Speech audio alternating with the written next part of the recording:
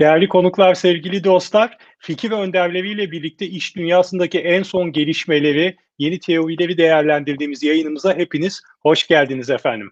Bugün yine çok değerli bir konuğumuz bizlerle birlikte olacak ve artık çok önemli bir noktaya doğru gittiğini düşündüğümüz bir konuyu kendisiyle tartışacağız. Ama henüz o konuşmaya geçmeden önce birkaç kısa hatırlatma var. Artık bizi izleyenler alıştı buna ama ben ilk defa gelen dostlarımız için bir kez daha hatırlatayım. Malumunuz yayınlarımız Twitter, Instagram ve YouTube'dan aynı anda canlı olarak gerçekleşiyor. Bu mecralardan herhangi birinden bizi takip edebilirsiniz. Ama bize, konuğumuza özellikle sorunuz olursa sizi YouTube'a bekliyoruz. O yandaki chat kutusundan bize sorularınızı gönderebilirsiniz. Bugün çok değerli bir isim bizlerle birlikte. Avrupa'nın en önde gelen Financial Times'ın listesinde hep ilk 3'te 5'te yer alan çok değerli yönetici eğitimi okullarından biri olan IMD Business School'dan Amit Joshi. Amit aslına bakarsanız hem yapay zeka, hem algoritmalar, hem analitik, hem de pazarlama ve strateji alanlarında çalışmalarda ve araştırmalarda bulunuyor. Bugün de bunların hepsinin merkezinde değişik konuları ele alacağız. Amit, welcome to the show. Thank you very much, Serdar. It's a pleasure to be here. It's a pleasure to host you too, and I have spent a lot of good words for you. Now I have increased the bar, so it's a challenge for you, Amit. So how is IMD doing throughout this pandemic? Is it all virtual model, or you guys are doing the hybrid model? We are mainly doing the hybrid model. It's a majority virtual, but not completely virtual. We have some classes that are face-to-face, of course, with all the security, all the precautions, testing and everything. But a majority of people, especially because travel right now is very, very hard, I get a lot of people doing this online. So just last week, I completed a 2-week course on digital strategy and analytics with 21 people from around the world, completely virtual. Right. So it's a little bit weird to do this virtual because I know IMD has a really good campus and people really enjoy to be there, but there's nothing to do. So this is the reality of these times and we have to cope with that. And speaking of coping with those kind of realities, how about digitalization and digital transformation? I know that you are so much into this digital transformation thing, and you have some unique perspectives about that. But with the pandemic, we have been seeing some parts of digitalization is increasing, some parts of it's decreasing, some of them are getting complicated. So what's your take on the current status of digitalization strategies and the future of those strategies? So I think what the pandemic has definitely done, it has accelerated the base level of digitization. So I will not call it digital strategy because a lot of it is actually tactical. It is just a short-term fix. It's like a band-aid people are putting in place saying, hey, let's use digital to do something I was not ready to do. Maybe I was going to do it 5 years from now. Let me accelerate that now.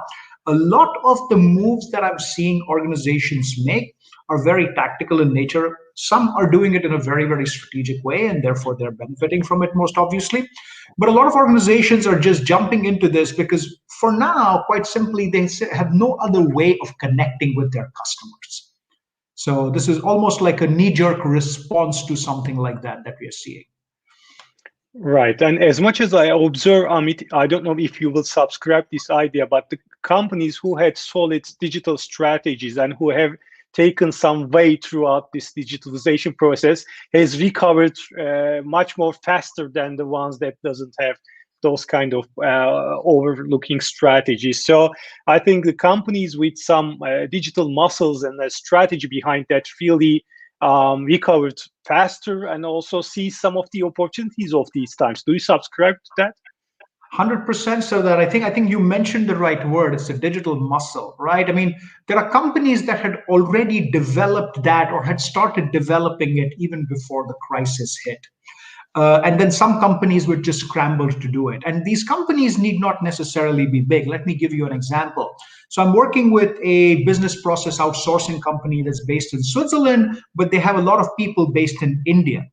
Right? They have a lot of people placed in India, a lot of people based all over the world, also in places like Chile. And this is a relatively small company. I think it's only about $250 or $300 million in turnover in relative senses, but they have pivoted incredibly quickly when this COVID crisis hit. So, for example, in India, where 3,000 of their employees are, the Indian government organized a lockdown with roughly 8 hours notice. Now think about it, 1.2 billion people, 8 hours notice is just crazy. And yet these guys were completely ready to do this. Why was this the case? Because a few years earlier, they also have a small office in Chile. And that office, Chile had a massive earthquake. And because of the earthquake, they were in crisis. You know, people could not access emails, all servers were down. So they had created all kinds of digital backups. They had created digital tools. They had created digitization processes to handle an eventuality like this. And so when this thing happened, they were ready and they were up and running before even the really $5 and $10 billion firm. So it does not need to be a big firm. If you have the muscle, you can use it. Right. I think this company is really a lucky one because we have been talking so much about not to tap into our old experiences throughout this uncertain and crisis times, but sometimes your past experiences really pay off if you have some similar situation in even a very small scale. So it's really an interesting story. How about the opportunities, Amit, if I may say? We have been seeing that also there is a lot of window of opportunity throughout these times. We have been seeing nearshoring becoming one of the interesting trends. We have been seeing lots of companies creating ecosystems to cooperate. And so although there is a big uncertainty cloud going through, there are also some ways to see some opportunities out of this. I think some really get this silver lining out of this cloud. So massive opportunities, like you said, Sardar, right? I mean, so nearshoring, you mentioned, it's a huge opportunity. Supply chains got disrupted very, very quickly. And some people have responded very well. The other thing, which is very, very interesting, which has happened is because none of us can go to physical outlets anymore. In some senses, the playing field has been leveled, right? I mean, if I'm a small retailer who cannot afford to have a big store, and you're a massive retailer with 500 stores, today we are basically on the same playing field. We are on the internet. Now it comes down to who can leverage the internet better, who can leverage e-commerce better. Just today, I was reading that Shopify, which is one of the vendors, it's based in Canada, that facilitates e-commerce transactions. Their business has shot through the roof because it's small vendors like this who've been leveraging that. I mean, if you're Amazon, obviously you don't need Shopify. But if you're a small vendor, all of a sudden, this is a massive opportunity for you to reach the same people who are stuck at home. So some people have really made use of this. Right. And also the opposite side is also relevant. I had read the story about Ocado in UK, which is a new age retailer, if I may say, and their depot is totally humanless. It's all robots going through. And when this peak demand came from the customers base because of this COVID thing, they cannot cope with that, and they have to shut down the system because they cannot bring some extra robots to there. The capacity is not to that. They cannot put human in the system because the system was always only designed for robots and grid like infrastructure. So at the end of the day, being a pioneer in terms of technology and business model sometimes becomes a lagging factor throughout these times. No, so, absolutely. Absolutely. So it's a great example. Yeah. So how about the challenges for leaders, Amit? I know you are also doing research on strategy, and it is not a very good time to be to execute the so-called predefined strategies throughout this time. What are some challenges for leaders? So I think a few come to mind immediately. The first and the most obvious one, this is a buzzword that's been going around for a while, but it's really important now, is agility. Right? You've got to be able to move fast. The way I think about it is, think of this almost like a boxing match, right? Think of this like a boxing match. Now, in a boxing match, what are the choices that I have? I mean, I can either move quickly so that I can avoid the punch of the other person. You know, that's agility. The other thing I can do is, I mean, I cannot always dodge the punch that is coming. Sometime I'm going to get hit. So the second thing that you need in this context is robustness. You need to be tough enough to absorb some blows that you're going to get. For sure, you're going to get hit sometime. You need to make sure your organization is robust. And the third thing is, I'm not going to be able to absorb everything. At some point, I will fall down.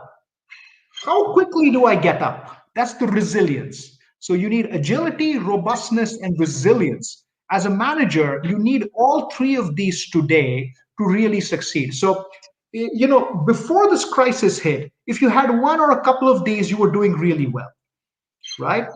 In today's day and age, because you cannot escape from all three of these phenomena, you need to have all three of these capabilities.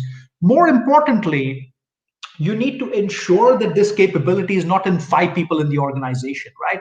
The entire organization needs to be built up in this way. There needs to be fail-safe. There needs to be backup so that, even if this part of the organization fails, there's a supply chain crisis, that part of the organization kind of takes over and makes up temporarily. So those are the kinds of things that have become really critical for managers. Yeah, I think that is a really good way to point it out. It's really 3 points: agility, robustness, and also resilience. And it's really very important for leaders, organizations, and companies, and even for industries. So one of the other buzzwords or the big debate that we have been talking about is the change of the customer behavior.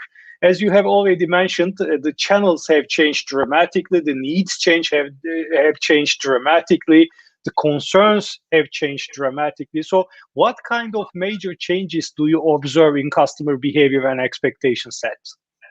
So I think one of the things with customer behavior is that now, irrespective of the product category, irrespective of the context, we start comparing everybody who's servicing us to the best in class. Let me give you an example of what I mean. If in Istanbul, for example, Amazon can do 3-hour delivery of shoes or of books or something that you order, all of a sudden you start wondering, hey, why cannot everything else be delivered in 3 hours? Why is some other company telling me it needs 2 days to deliver? What's wrong with them? I mean, isn't 3 hours the normal? There's no reason why 3 hours should be normal, but that has automatically become the benchmark in our heads. So this is a huge challenge for organizations, right? I mean, not everybody can deliver in 3 hours or even 2 days for that matter. It's an incredibly difficult thing to do. I say, hey, Netflix recommends me movies I should watch all the time. Why cannot my bank also tell me which credit card I should apply for? I mean, what's wrong with them? Yeah, I mean, of course I expect this kind of service. So this benchmarking against the best in class across categories is something that we are seeing a lot in customers. And this is a really, really difficult challenge for businesses to match up to. Yeah, I think it is. I heard that it is called also liquid expectations. When you have a convenience or easy use in one area, you always want to have it in all the other areas. So you are totally right. Even my 67-year-old mother is now very active on buying applications or shopping applications, if I may say, and she starts to complain, okay, this one brings a better food and why this one doesn't bring a better one. So it's always that comparison going through. How about the marketing side? There is a huge demand, as you said, it's a big pressure on organizations and operations and even IT infrastructure. So how does marketing world cope with this shift of demand or liquid expectation concept? So I think one thing that we are starting to see, at least with the good quality marketing departments, with the top companies, is a move to understanding the entire customer journey, right? And not just saying, hey, look, I mean, my job is to make this product and sell this particular product, but it's to understand what part of the journey a customer is in. Let me give you one example. This is a company I was dealing with, and this company makes pet food. Okay, this company makes pet food, and they've got a system where I can go online and you can create obviously an account, and you can do a subscription service for pet food. This is very common today. Nothing special about this. So recently, I read a story where a customer of this particular company said, hey, look, I had a dog for many years. I was ordering from this particular company, very happy with them. And then one day I go online to their website. I cancel the food order for my old big dog, and I convert that order to a food order for a puppy. Okay, that's all I do. Next week, from this company, I get a bouquet of flowers saying, we are very sorry that your dog died. Now, this is absolutely brilliant. Think about it. Because the company realized that this person is canceling the order for the older dog and taking it for the puppy means the person got a new puppy. And obviously, since you're canceling the older one, unfortunately, the older dog passed away. How much did this cost the company to do? Right? Not much, right? Maybe 20, 30 bucks, 20, 30 US dollars, maybe, I don't know, but not expensive. I think we can all agree. Sending a few flowers. But think of the impact this has on this customer. Now, this customer is never going to go to any other company in his life, ever, right? How did they do this? Well, it's a combination of what I suspect we will touch upon later on, things like analytics, the entire infrastructure to capture this data. But it's about understanding the entire journey. I'm not saying, hey, look, my job is to sell you pet food. Well, you're buying small pet food, big pet food, I don't care. I'm selling you, right? No, this is about going a level deeper, understanding where customers are coming from, and then being a part of their solution, rather than just saying, hey, look, I have a product here. You want to take it, take it. So this is the huge change the quality companies are doing. Right. Amit, I had a chance to speak with Joseph Pine a couple of months ago, and I think it's now more than 20 years that he introduced the term of experience economy, which Yes. we built. We not only produce products and services, but we produce experiences that make people use those kind of products. It has been more than 20 years, but still, it is not the mainstream. So do you think with this pandemic, we have been talking so much about putting humans at the center of everything, humans at the center of our organization, of course. We have been talking about employee experience. We have been talking about customer experiences and journeys and so on. Do you think this pandemic will accelerate this experience or customer journey concept, or we will be going back to old normal days?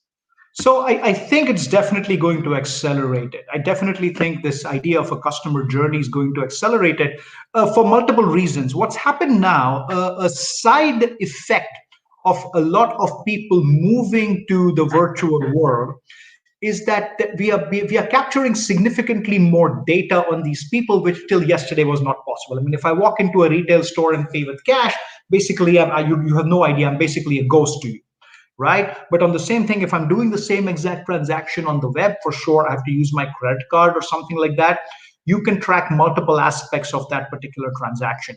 So you can start understanding my significantly more, I'm not saying the entire journey, but more parts of my journey than was possible before. And now the other thing that's happened is that the tools to analyze this, the tools to understand and make sense of this are becoming more and more democratized, which still does not mean companies will automatically use them, but they are becoming more and more democratized. As a consequence, I do think that this coming decade is going to be a decade of customer centricity. It's going to be a decade of customer journeys. And I think the other thing which I think is really going to happen is that so far, if you look at 2010 till 2020 roughly, what's happened is in some ways the cool new startup kind of companies have left the old boring companies behind. Yeah. So today, when you're talking about retail, nobody likes to talk about Unilever or Procter and Gamble. Everybody's about Amazon and Okada and companies like that because they're cool, they're hot. I say that in the next 10 years, what we're going to happen is these so-called old boring companies with the big brands will finally learn the kinds of techniques, not 100%, but a good part of the techniques that these new kids have, start implementing them, and now we will see a big comeback it's almost like the Empire Strikes Back, right? I mean, it's going to be the old guard that makes a comeback in the next 10 years. So that's my big prediction with respect to customer experience. Right. Yeah. I totally agree with you on this, Amit, and I hope those big guys with big pockets will arrive and then do the best practices out of these things, and then we will be seeing more and more experience-based approaches gaining the mainstream ground. Besides that, also, as you have mentioned, retail, for instance, lots of the shops have been closed. In Turkey, it is mostly open, but in some parts of Europe, it's still closed. And if it's open, it's also limited capacity out there. The touchless economy is going through. So another challenge for marketers is to strike the balance between physical and digital medium. So what's your take with that? So I think more and more marketers, so we need to understand that the distinction between physical and digital basically died sometime in the middle of last year, right? I mean, what's the good marketers realizing, hey, look, one is a channel. I mean, there was a time when people treated them completely differently, saying, oh, the physical is completely different from the online and it's chalk versus cheese. We need to treat one in this way and that. Now you're like, okay, it's the same customer. She might look at a product online, she might go look at it physically in the shop, and then she might come back and order it on the web. It's the same customer. So this whole idea of true omni-channel, right? In China, they also use sometimes the term O2O, online to offline. Omni-channel is the other term which is commonly used. Companies are getting better and better at providing some kind of a seamless experience across these various things. And I think that's something that is critical to do. And I think that's something that needs to improve. There's no reason why I cannot browse online, pick offline, vice versa, whatever the heck combination I can think of, right? For more complicated products, I go meet someone, but then I do something online, go then physically to pick up the product or something, whatever that is, for something like a car. But you need to make sure that you pick me up. So you say, okay, this is the same person who came into my retail store or dealership or brokerage, whatever that is, to chat about this. And now she's searching for this information. And then 3 months later, maybe she's finally here to make that purchase. So that kind of attribution and linkage is where a lot of organizations are spending good money today. This is an extremely hard problem to solve, extremely hard. But using things like cell phone tracking, as well as a lot of other techniques, face recognition, we are trying to address parts of this. And this is really going to get us to the world of omni-channel, where I can track you across the whole system. Right. Well, what I'm happy about this pandemic is, Amit, of course, we had lots of tragedies and things going through, and we are very sad about that. But for years and years, and even for decades, we have been writing about some concepts like true omnichannel, like advanced analytics, like customer journeys and experiences. So in this 6 or 8 or 12 months time, everyone is at the same page about the importance and strategical imperatives of those kind of concepts. So I'm really happy to see that. I wish we don't need a catastrophe to get realization about this. But in Turkish, we have a saying: a catastrophe sometimes is better than a thousand guidance, if I may say. And speaking of analytics and data, as you have mentioned, we are collecting a huge amount of data in every domain, and we have really solid tools about analytics. So how analytics and data helps marketers cope with these challenges and derive value out of this mess? So we are seeing again a huge pivot to analytics. I mean, we are seeing even standard organizations, traditional organizations who've never basically been governed by analytics, moving into these things because they finally realize the importance. A lot of the advantages of analytics we've discussed before, understanding the customer journey completely, better understanding of the market, better prediction, better forecasting. A subsequent analysis, a subsequent advantage that will come up as a consequence of all this data that is being collected is better quality supervised and unsupervised machine learning. Improvements in machine learning will catch up. These organizations will start seeing some positive impacts of this. I want to take a minute actually to talk about a potential challenge here. right? So I think, look, I'm a professor of AI and analytics. So for sure, I think analytics is a huge deal. I think it's a big positive. I think everyone should have analytics in their organization. The thing to be careful about is today we have access to incredible amounts of information. We can do incredible things with that information, some of which the consumers are not even aware is possible, right? So, for example, if I get a lot of data on consumers, I can start finding out really private things about their lives. Whether or not we should do this, in my opinion, should not be left to government or should not be left to any regulation, because doing that is very dangerous. This field is moving so quickly that if we wait for a government to make a rule and then we follow the rule, it's too late, right? I mean, we've seen that what happened with face recognition in the police riots in the US. We've seen what's happening in China with all the companies, Oracle and Microsoft and Facebook initially sold software which is being used in the northwest part of China. We all know this. This is a very dangerous slippery slope. Therefore, what we have to do is we need to have very clear internal lines which we will not cross. We should not wait for the government to tell us or some regulatory body to tell us saying, okay, these are the standard laws which you should not break. And then everybody will say, yeah, I'm not breaking that law. Facebook openly says, hey, look, we are not breaking any law. And they're right. They are not breaking any law. But would you and I trust Facebook? And the answer is probably no. Right? So I think the organizations need to leverage analytics. I'm 100% for that.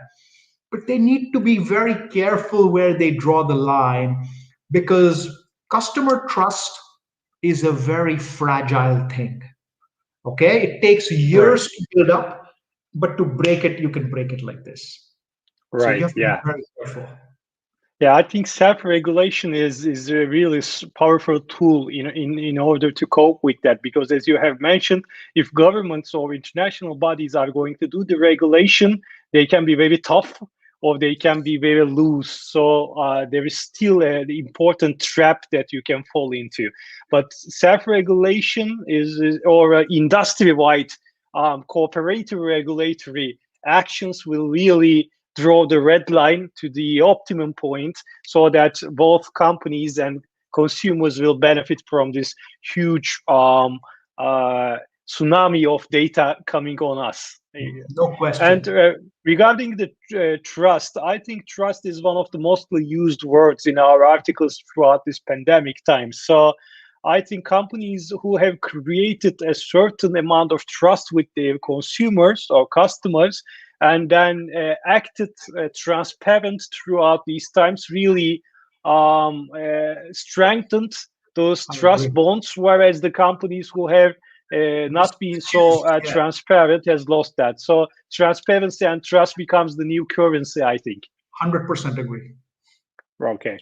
And also you mentioned that there has been a certain amount of democratization in tools, in AI tools, analytics tools, and we have been seeing cloud computing becoming mainstream and becoming cheaper and cheaper. So with all those cognitive technologies, do you see a new way of value-added services or value-added strategies coming through the marketing department, and small and medium organizations are also getting attached to this system? So I think so, Sardar. I think specifically you mentioned AI. I'm also a big fan of AI, but again, I'm a big fan of using it carefully. I think this next 10 years is going to be the decade of AI realism. So the last 5 or 7 years has been the years of AI hype, right? We've all heard stories about how AI is going to change everything, and AI is the answer to all our problems, and AI is going to beat COVID, which it did not, by the way. I mean, it was human beings, actually Turkish doctors who found out the first vaccine for COVID, right? I think the next 10 years, what's going to happen is, and especially with the small and medium enterprises, is they're going to realize the real power of AI, and they're going to realize that it lies in incremental solutions to existing problems, right? So today what has happened is certain AI, like supervised learning, is extremely easy to implement. If you have some kind of right data, which you can either have yourself or buy, actually implementing supervised learning is extremely easy. It truly has been democratized. If you want to put in a chatbot, if you want to do some basic level of analysis on customer data, you can start using some basic machine learning. You don't need to be Google or Facebook to start doing that. You can be a relatively small operation and start doing that. I think we will see a scaling of that over the next several years. That is going to bring about a profound change in efficiency. That's going to bring about a lot of prosperity, is my hope. It'll probably give birth to a lot of new strategies. But initially, we will need to get the basics right. Understand the data layer, understand the implementation, just do the small things right. This is kind of like the 1980s when we were rolling out desktop computers and microcomputers, as they call them, in offices. Right? It was not about software and all the cool stuff. It was about doing the basic things right. Is the wiring right? I mean, is the office layout right? Those are the things we're going to have to be worrying about. So this is how I see this going forward. Right. Amit, we have been talking about marketing nearly for 20 minutes, and all the terminology we are using is AI, data, analytics. We haven't said any word about advertising or placement of those kind of conventional things. So I think the role of the chief marketing officer is evolving heavily. So what's your take with that? How has the role of the chief marketing officer be evolved, and what will we seeing in the future? So in lots of organizations, what I'm seeing is the CMO role is now getting very hard to distinguish from, for example, the CIO role or the CDO role. Right? The CMO is expected to work with data. The CMO is expected to have analytics. The CMO is expected to be relatively comfortable with the use of technology to capture customer experiences and do market planning. Maybe use AI for programmatic advertising. That's some of the new cool things that are coming out. New product innovation. Analysis of unstructured data. So the lines between a traditional CMO who looks after advertising and brands is completely getting blurred with the technical aspects of the job. And I think this is a very positive thing for CMOs, right? I think there was a survey, and I forget what the exact number is, but usually CMOs are pretty underrepresented in executive boards of companies. So if you look at the CEOs of top companies, a relatively small percentage of them come from a marketing background. Right. Part of the reason for this has been saying, hey, look, marketing has been always seen as a cost center, right? It's never seen as a profits. I mean, it's usually seen as a relatively soft discipline, which is something I hate, honestly. I mean, as a professor of analytics, I think that's something that will dramatically change now. As CMOs start, embracing more data, more analytics, the CIO, CDO, CMO roles kind of coming together, we will start seeing the power of marketing in the boardrooms again. Right. I remember an article that we published, Amit, I think 2 years ago or something like that. It was a study by Korn Ferry, and it was saying that CMO role is the shortest tenured role in all C levels. Let's say CFO stays like 9 years in a company, but CMO is like 4.3 or 4.7 or something like that. So there's a huge change in marketing. So all CMOs need to cope with that.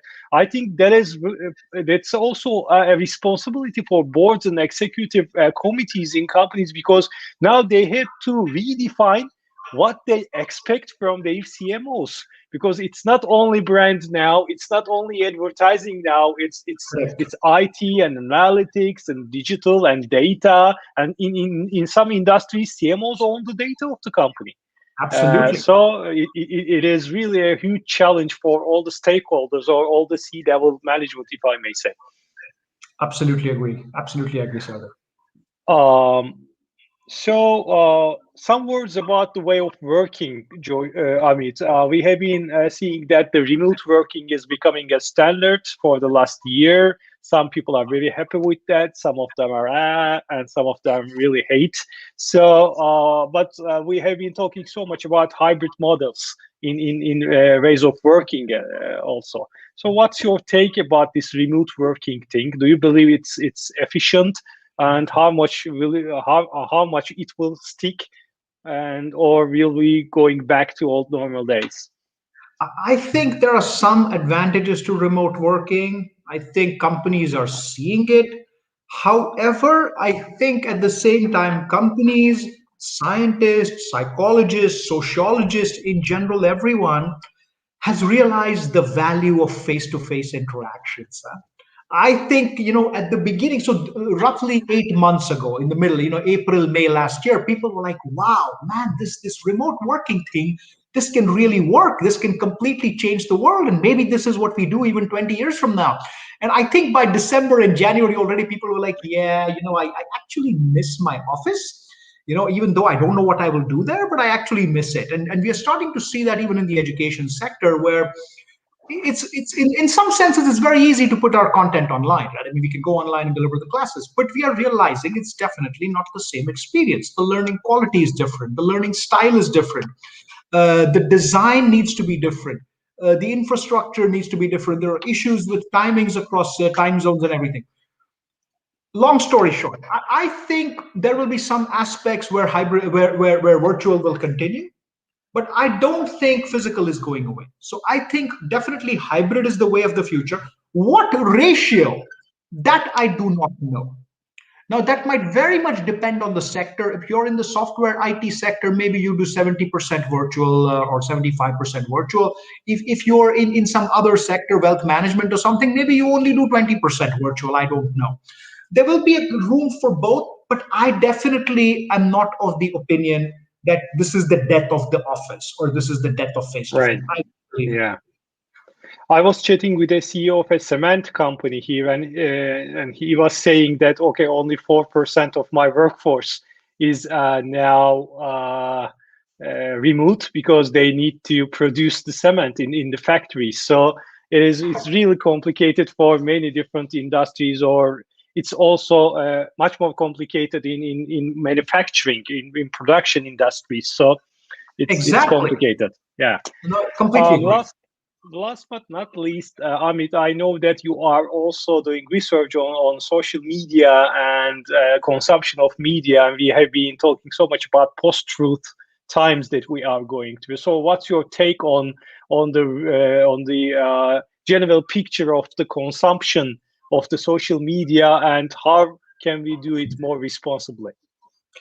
I think we are at a big crossroad when it comes to that, right? I think last 10 years with social media, we were like a monkey with a toy. Yeah, we got this new toy and we did all kinds of crazy things with it. Some of them were really good. Let's also acknowledge the positives of social media. A lot of them were very bad. I mean, we had, I'm a US citizen, Sardar. So we had 4 years in the US, which was basically a nightmare. And I blame social media for a huge portion of that, right? I mean, I think we need to get better at figuring out the quality of information that is shared on social media. Now, a lot of the tools that we were talking about before, analytics, AI, machine learning, they can actually be used to, if nothing else, label messages. Okay, there has been research that shows that, hey, look, if you label messages, I'm not saying it's almost impossible to stop messages, without completely changing the laws.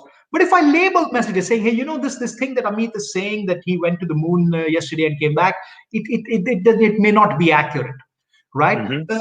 The spreadability of that goes down, the believability of that goes down. And we might think, okay, it's such a simple thing. How can it work? But it works. Now, we should start thinking about innovative ways to label. How about a Wikipedia way of labeling where, whenever I get a message, I give it kind of like on a Facebook or on Twitter or whatever, I give it a thumbs up or thumbs down before forwarding it, which is like saying, hey, I got this, but I seriously think this is stupid. I mean, I have 100, I'm pretty sure that this thing is fake. Yeah. And if there is enough thumbs up and all you see is thumbs up and thumbs down, I'm not stopping the message. But if you see enough thumbs down, at least you will start reconsidering whether to believe it. Right. Okay? It's not 100% solution, but this is a very, very interesting and good solution. And smart people will come up with more versions of this. They'll come up with better techniques to do this. Long story short, if we continue to let this go on, without any constraint, this is not going to have positive impacts on our society. Right. Okay. So we need to figure out techniques, and we do have the tools to do this today. We just need to make sure we implement this. Right. This is why European Union is putting so much effort and resources behind these fact-checking partnerships. And I think we will be seeing more and more self-regulatory control mechanisms coming through. So, Amit, thank you very much for your time. I really appreciate it. I know that you have a very tough schedule, so I don't want to keep you more and more occupied. Thank you for being with us today and sharing your experiences. Really appreciate that.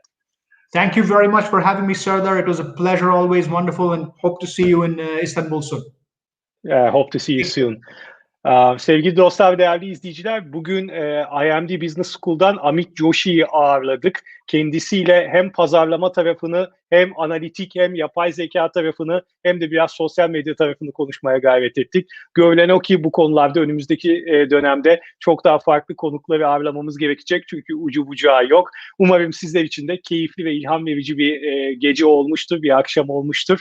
Hepinize bizlerle birlikte olduğunuz için, bizi izlediğiniz için teşekkür ediyoruz. İyi akşamlar, mutlu günler diliyoruz efendim. Hoşça kalın.